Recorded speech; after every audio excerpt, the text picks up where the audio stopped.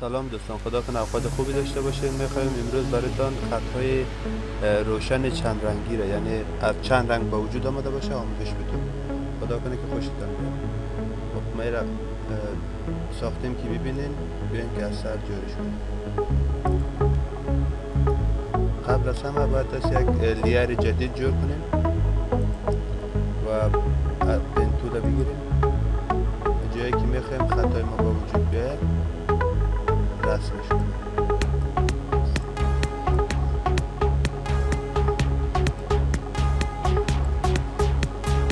بعد از اینکه رسم کردیم براش انتخاب میکنیم، بریم براش کنیم. اگه وجود نداشت از ویندوز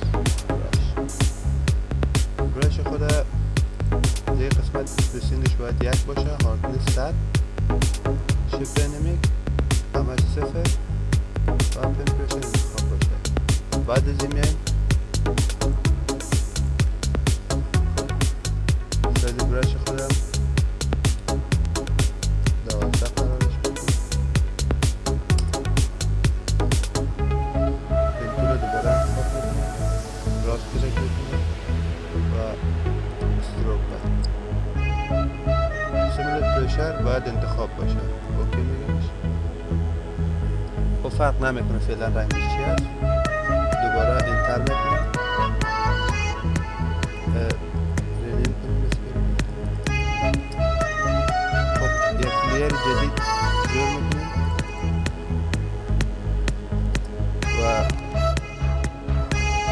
رنگایی که دوست داشته باشیم که لاین ما همون رنگی باشه رنگایش انتخاب میکنیم و سرش رنگ کنیم.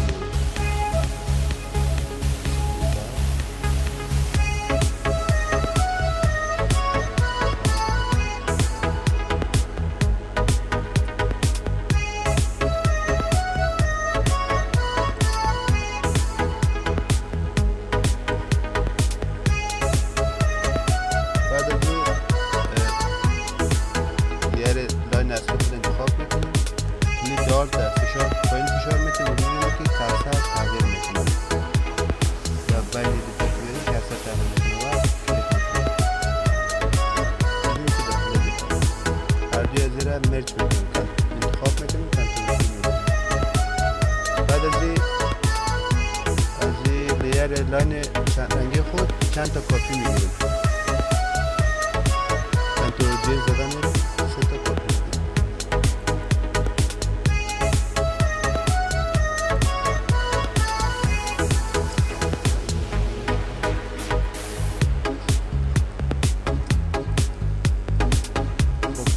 میریم لیر اول خود انتخاب میکنیم. که اول خود میریم فیلتر، بلور، گازین بلور و سایزش دو میشه. میریم بازم همچنان فیلتر، بلور، گازین بلور و این بار 4 و 3 میشه. میریم بلور، گازین بلور و 8. اوکی میریم بالای نمیریم، بالای همه اینا قرار میدیم. بعد از اون بالای نم یک اینم گروه اضافه میدیم.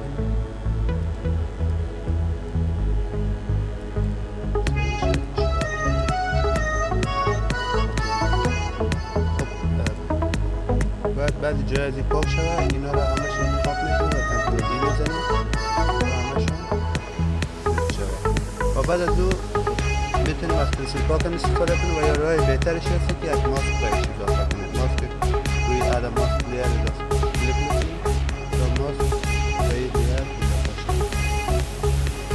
و بعد از او براش خود انتخاب میکنیم،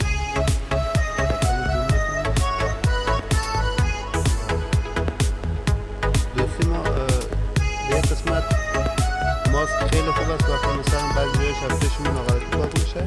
از کلیدهای دی و اکس استفاده میکنیم و میتونیم دوباره